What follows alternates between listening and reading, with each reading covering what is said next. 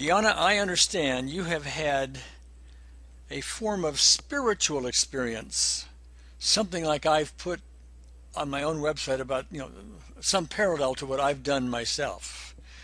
I have that right, do I not? Yes, All that's right. correct. Why don't you describe this experience? What happened? Just tell us about it. Well, I've had experiences throughout my life, but the one that I'm about to describe, it was phenomenal even by my standards. I was sleeping, and I was at a retreat, and it was a wonderful atmosphere. It was a meditation retreat, and I woke up in the middle of the night. It was dark, and one of my young roommates was up late typing on her computer.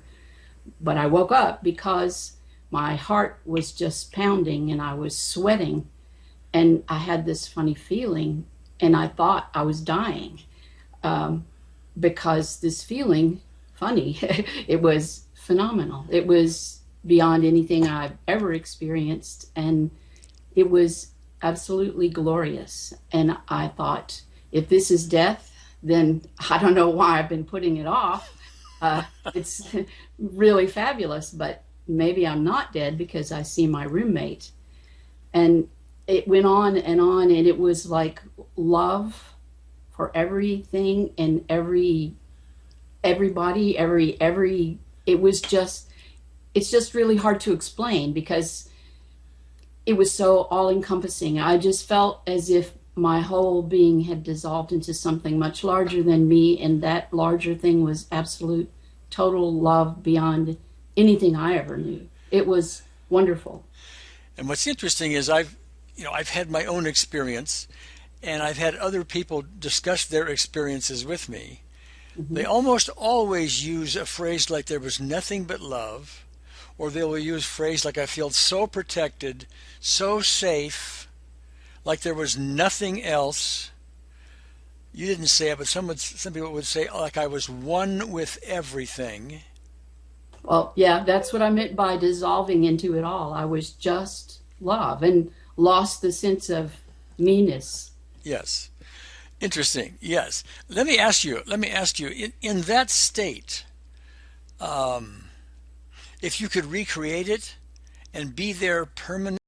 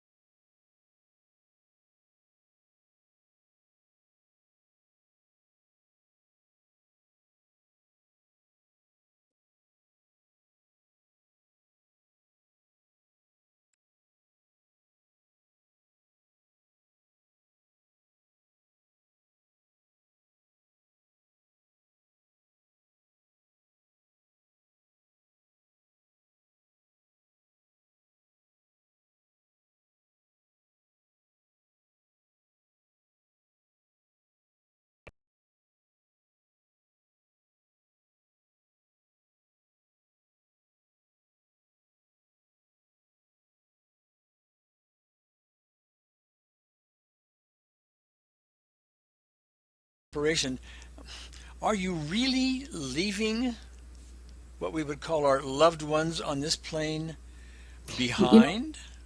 I've thought about that a lot because this experience, as I said, it just threw me in a wonderful way.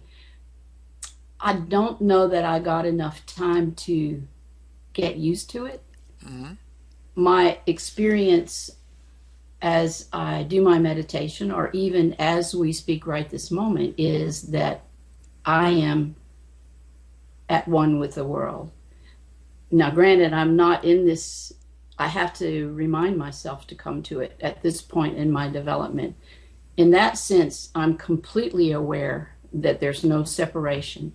My husband recently died, and although my heart is broken and I miss him terribly, I'm aware of his presence in some way I can't really define.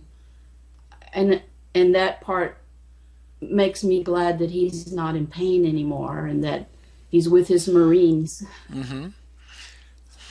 One of the um, one of the experiences I had, I'm speaking from myself now. If you Mhm. had the same thing, comment on it or not, as the case may be. Okay, but when I was in that state, Mhm. um, looking back at the state we're in right now, that is, we seem to be in separate bodies on a planet, and all the stuff of the world, if you will. It seemed to me when I was in that state, that state, the other state, the beyond all that state, was the true reality. That was our true reality. This state here, running around in separate bodies, is something like a dream, an illusion, a mistake. Now, that's how I took it. What do you think about that? To be honest, I've thought that since I was a small child. Uh-huh. I thought, why are all these people doing these things? Yes. Why this doesn't make sense to me? Why do I feel like why should I do this? What for? I've felt a lot of trouble integrating what I was experiencing with what other people were doing. Yes. And Okay. you know,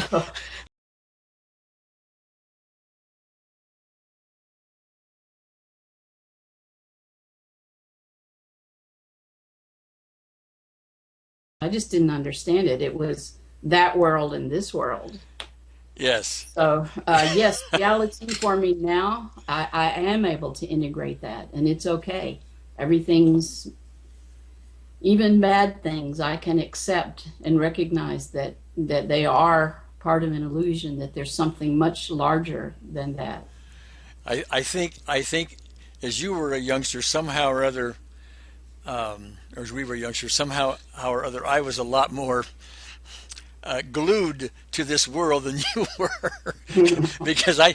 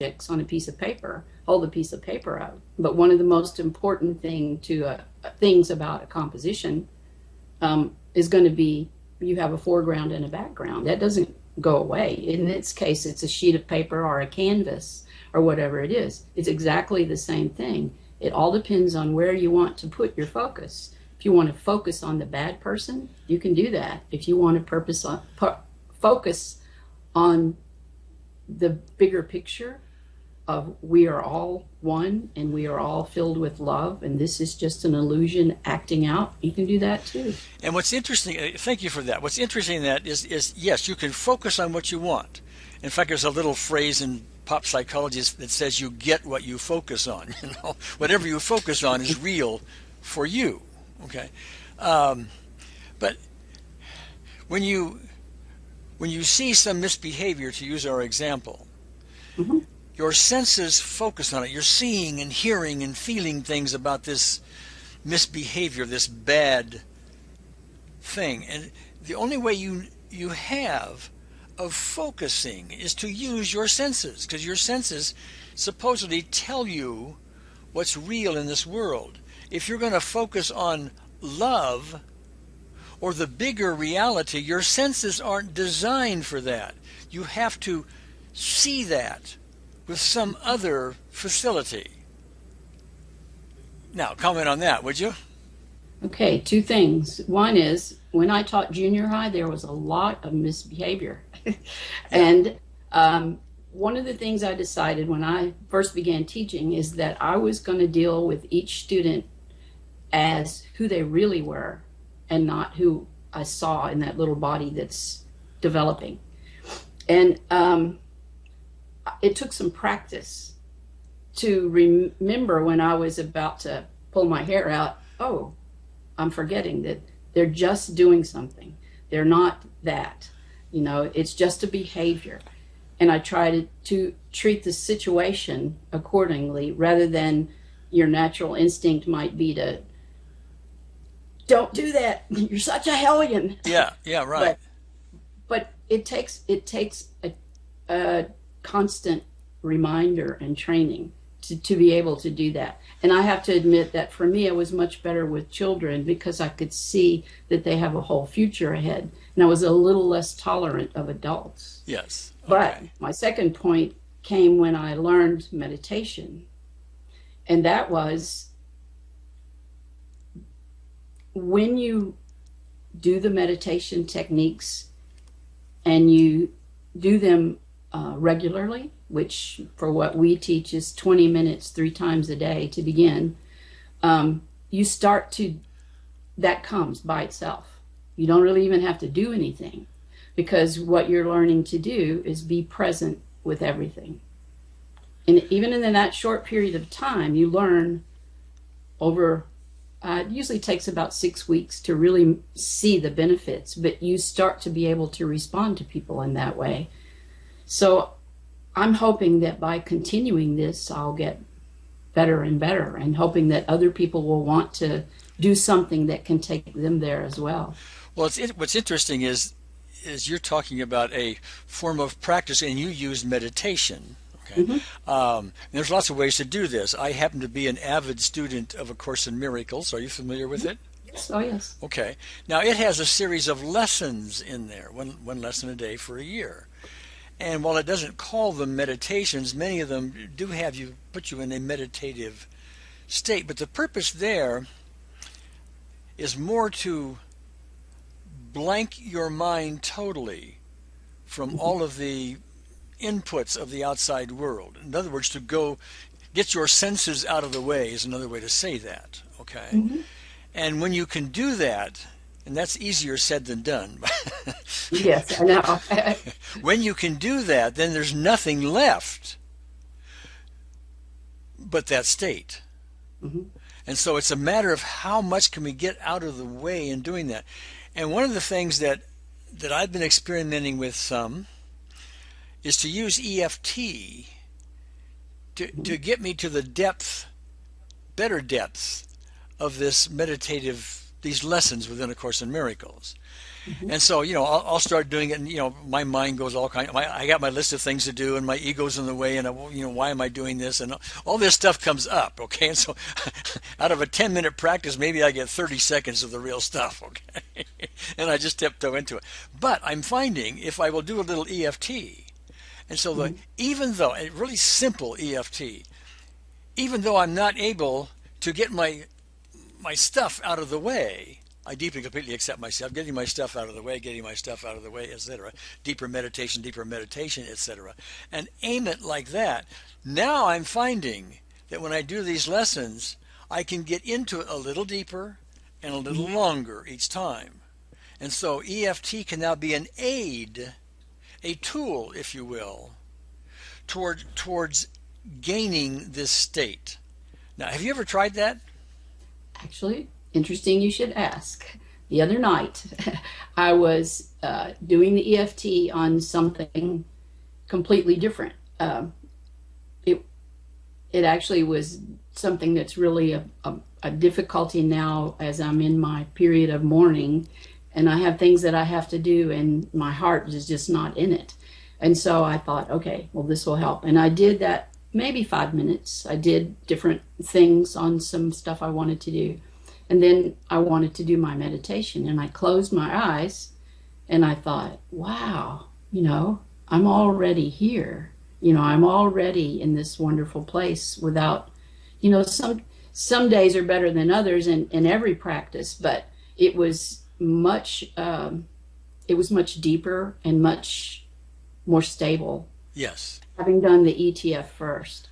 Yeah. So I want to experiment with that every day because I think it can work for me. I know it works. So I want to experiment and see what happens that I might show others.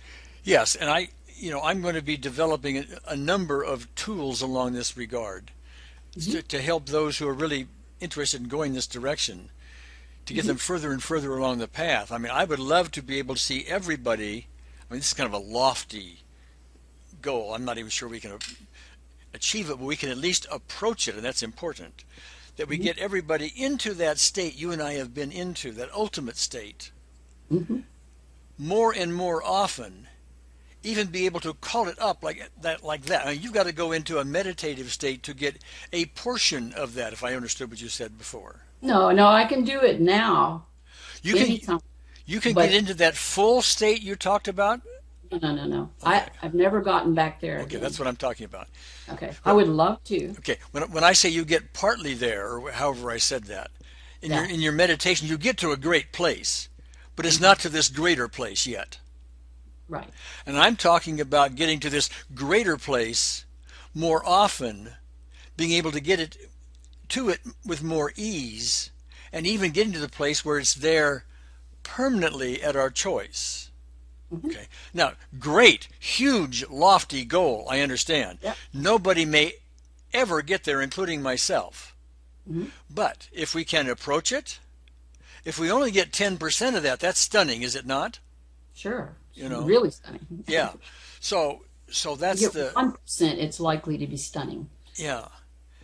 The getting back to A Course in Miracles for a second, and getting back to the topic we had just a few minutes ago about how you get your senses out of the way so you can focus on the true love that overrides everything. Hmm. A Course in Miracles uses a term called vision, and Hmm. it doesn't mean vision like with the eyes. Hmm. It's another kind of vision. Some people might call it the third eye vision, but it's a vision of somebody where you see, but not really with the eyes. You just recognize nothing but the light in them, and all this other misbehavior, and even the fact that there's some kind of a separated body that seems to be other than you or separated from you. It just becomes washed out. And there's only this connection between us, which is only love. There's nothing in that thing but love. It calls it vision, but defines it differently. I mean, any thoughts on that?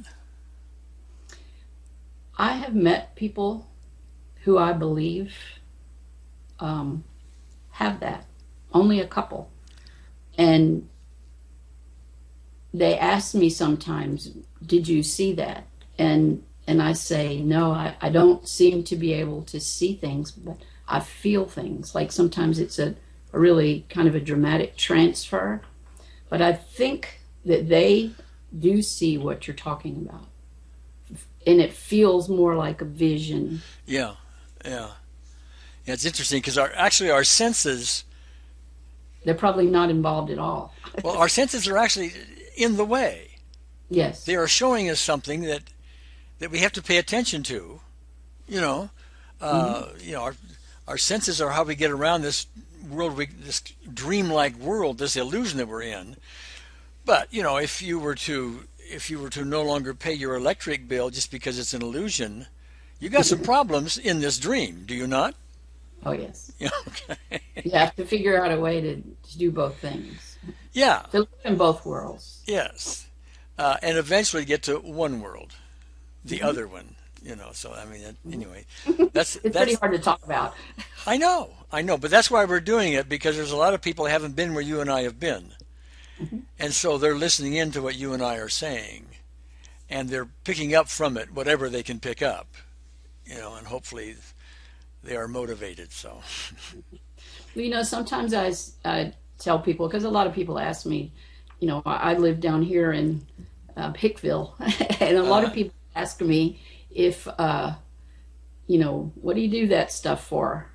Of course, they have some imaginary thing as to what I'm doing, but, I can tell them, do you know how it feels when you look in the eyes of your new grandchild or your child and you lose track of all space and time and all you feel is love?